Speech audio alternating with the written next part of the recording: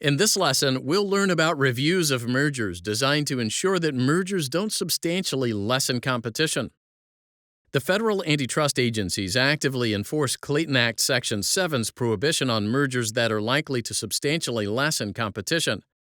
They may do so by suing in federal court to challenge mergers that are planned, or even those that have already been consummated.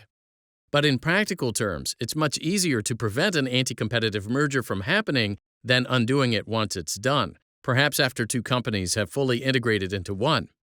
As a policy matter, it would be unfortunate if firms avoided engaging in efficiency-enhancing pro-competitive mergers for fear that those mergers could be challenged years later.